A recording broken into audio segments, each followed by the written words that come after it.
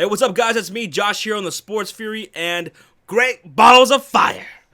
What a shitty name for a pay-per-view. I still can't get over it. It's embarrassing. However, was it actually a shitty pay-per-view? Well, I'm going to get into it. And I'm going to start off with the first match on the card.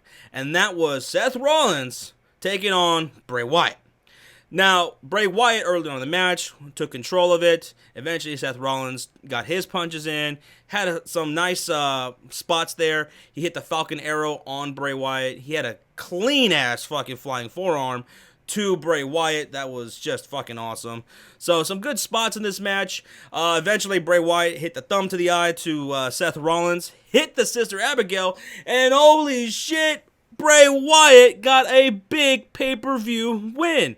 It's rare to see Bray Wyatt get a good win like this. Now, I know he won at Elimination Chamber, got the championship belt there, but I felt like this was a bigger, better moment.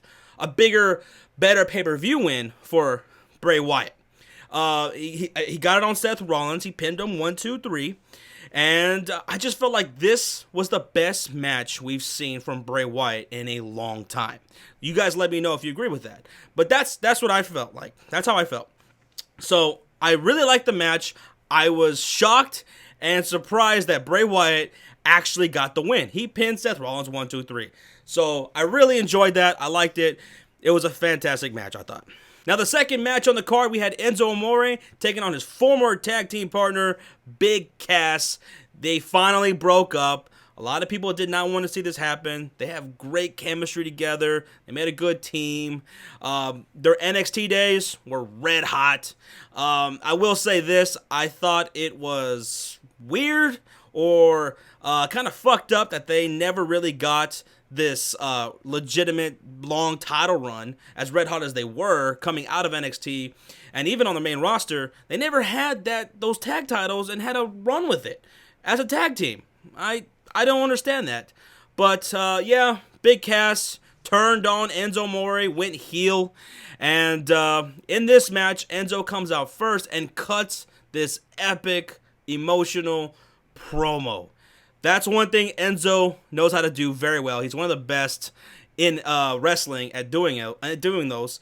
He cuts epic promos, and his overall message in this one was life isn't fair. And I thought it was fantastic. And after he was done hitting that promo, out comes Big Cass, who has this new entrance music, and I thought it was pretty shitty. I don't feel like that music captures Big Cass. So, very underwhelming debut with his entrance music. He comes to the ring, and it happened exactly the way I thought it was. Squash match. Fucking Big Cass just destroyed Enzo Amore. And I felt like that was the right move to do, because that just tells the story, that just captures the story in the ring about this whole thing. It's a tragedy, right? You want Big Cass to get all this heel heat, and he gets that from this kind of match, just squashing fucking Enzo Amore, and Enzo gets the crowds and the audience and the fans' sympathy, right? And he's gonna be their little underdog going forward, right? Now, going forward, Enzo, what do they do with him? I've heard rumors that maybe they send him to the Cruiserweight division or whatever, 205 Live, something, I don't know. Let's see, I don't know what they're going to do with Enzo. I don't even know if this feud will even continue between the two because of how this match ended, just Big Cass just destroying Enzo, and I can't imagine it going any other way if they have any more matches. So, yeah, I think this feud might be done, and just let them go their separate way, and yeah. So I was fine with the way the match went down. I think it captures their story well. It gives you the heat that you want for Big Cass and the sympathy that you want for Enzo Amore going forward. So it was what it was, and I was fine with it. The third match on the card was the first ever 30-minute Iron Man tag team match between the Hardys and Sheamus Azzaro. And as soon as the bell rang, Matt Hardy was going after Cesaro, who was tricked by Cesaro. Here comes Sheamus with a bro kick right to Matt Hardy, Sheamus pins Matt Hardy 1, 2, 3, gets the first pin within the first 30 seconds. And the match continues on. We get some delete chants from Matt Hardy, and I thought that was pretty damn cool. But then eventually Sheamus and Azzaro get their second pin. They go up 2-0. The Hardys, they eventually get a pin, their first one, and it's now 2-1, Sheamus and Azzaro. Then, let's see, Sheamus and Azzaro ended up going 3-1, get a 3-1 lead on the Hardys via countout. The Hardys had a countout, so it's 3-1, Sheamus and Azzaro, and it looks like, this is going to be a blowout, and it'd be an easy win. All they could do now is just easily run out the clock, right? But the Hardys, they eventually get another fucking pin at around the 7-minute mark left in the match, and it's now 3-2. Things really start picking up about 4 minutes into this match. That's when business started really picking up there. Matt Hardy hit the twist of fate off the top rope, pins for the 3 and 3. So it's now tied 3-3, and this is just under like 3 minutes left to go in this Iron Man match. And so it's just getting more and more intense at this point. And at about the minute and a half mark left in the match, oh fuck, this shit was just completely intense. I'm at the edge of my seat. I'm like, what the fuck's gonna happen? It's 3-3. And then fucking shit. Jeff Hardy hits the swanton on Sheamus, right? And he thinks that Sheamus is the legal man in the match. But he isn't. Cesaro is. So Cesaro comes in, hits Jeff Hardy, and pins Jeff. 1, 2, 3. And now the count is 4-3 Sheamus and Cesaro. And there is almost no time left. Now, things are in panic mode for the Hardys. Jeff tries, taking out Azzaro and going for the pin, but there's like just a couple seconds left on the clock. The ref is like 1, 2, and boom, the buzzard goes off. That's it. It's over. Sheamus and Cesaro retain the tag team titles. Oh man, this was good. This was a very good first ever Iron Man 30-minute tag team match. I thought it was very nice, and I'm happy that Sheamus and Cesaro retained their titles. I like what they're doing. I like them as a tag team, and I'm also hoping that this leads to broken Matt Hardy, because I thought we saw little shades there of broken Matt Hardy throughout the match. I mean, he was definitely getting chants from the fans, so. Man, I would just love to see that. Maybe this finally breaks Matt Hardy. But we had some blood in that match between Matt Hardy. He was busted open, so he was definitely had a broken face in there. But yeah, I thought it was a fantastic match. I really enjoyed it. Now moving on to the fourth match on the card, we had the Women's Raw Championship match. Alexa Bliss, the women's champ, taking on challenger Sasha Banks, the boss. And this match was fucking great. This is just goes to continue to show why women's wrestling needs to be taken a lot more serious.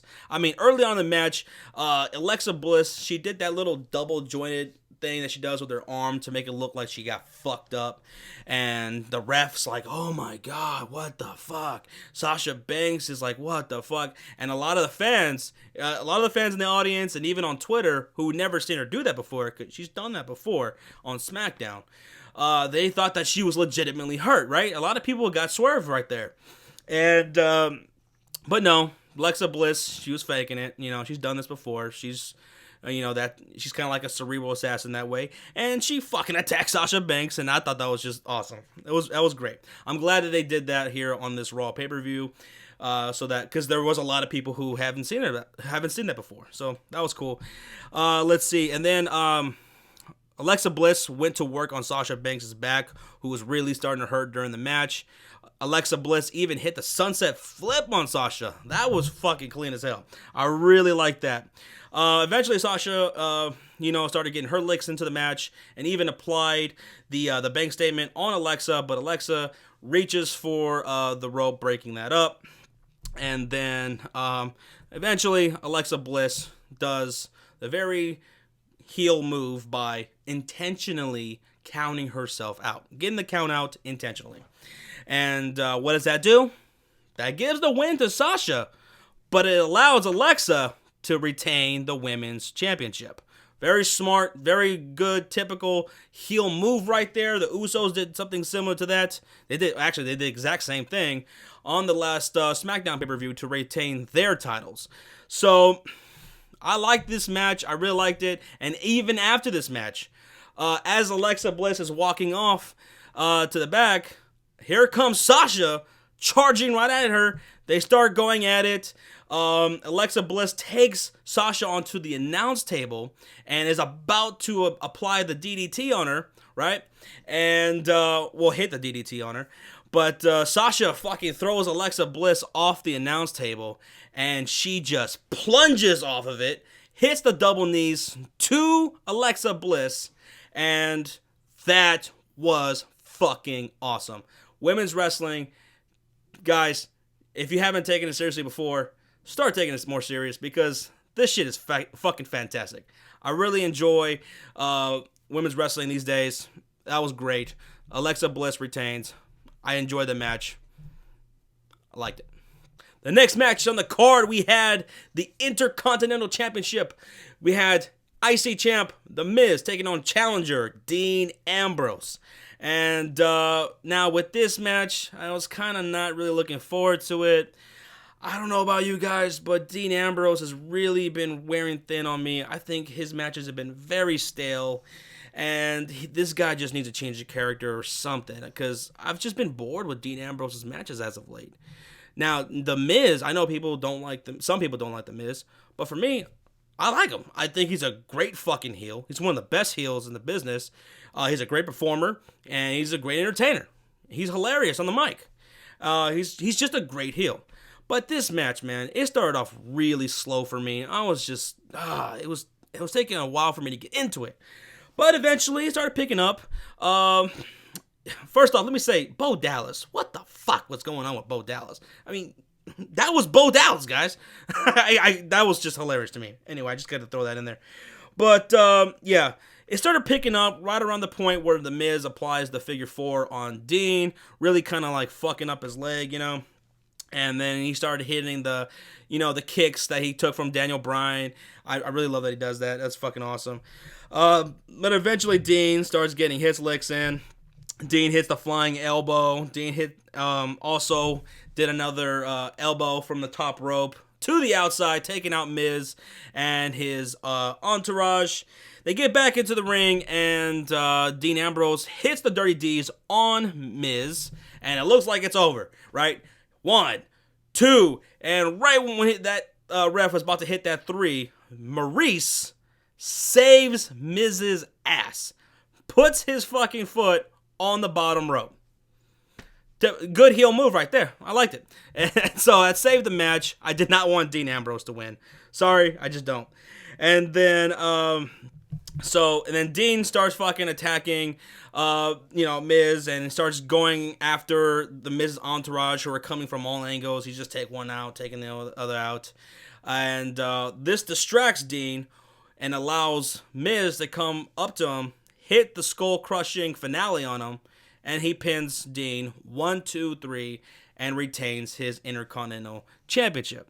And I love the finish. I liked it.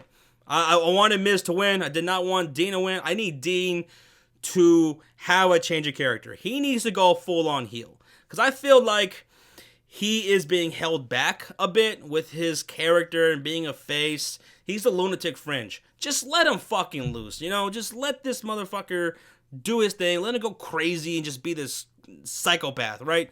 Just do that. Because his matches have been stale. He's been stale. But that's me. You guys let me know what you guys think about that. But I'm glad that Miz retained. Next up, we have the ambulance match between Roman Reigns and Braun Strowman. And I was really looking forward to this match because I think this feud has been red hot. They say what you want about Roman Reigns. I don't like the guy that much neither, but he's been fantastic in this feud with Braun Strowman. These guys are made for each other. I mean, they really elevate each other in their matches and in their feud. And this match was fucking exactly what I wanted it to be. It was brutal. It was fucking awesome. Each guy got their fucking licks in. They were fucking beating the shit out of each other. At one point, Roman Reigns starts fucking hitting chair shots to Braun Strowman, who no-selled it and just like stared down at him and just like, hit me, you son of a bitch. And I'm like, holy shit, this is fucking awesome. And then, yeah, so eventually they go onto the stage where the entrance is, and Braun Strowman just fucking tosses Roman Reigns off the stage and to the side of the ambulance. And I'm like, holy fuck. Now, and then Braun Strowman, he opens up the ambulance doors. He pulls out the backboard where they put, people on, and he starts beating the shit out of Roman Reigns with it. And I was just like, fuck yeah, beat that motherfucker's ass. And then let's see. And then fucking Braun grabs Roman Reigns and tosses him, onto the fucking entrance stage. And I'm like, he tosses him like a fucking puppy. Not a big dog, but a fucking puppy. Just tosses that motherfucker. And Braun Strowman comes up to him, and fucking Roman Reigns ends up pushing Braun Strowman into the fucking screen, taking a portion of it out. And I'm like, this is just fucking awesome. I'm like, fuck yes. Just beat the shit out of each other. And let's see. And then they eventually get back towards the ambulance. Roman Reigns takes one of those fucking lights for the, that flashes onto the wrestlers and shit during their entrance and fucking hits Braun Strowman with it. And then he goes for a spear on Braun Strowman. Braun dodges out of the way and fucking tosses Roman Reigns into the ambulance. Braun Strowman then closes the door. That's it. It's over.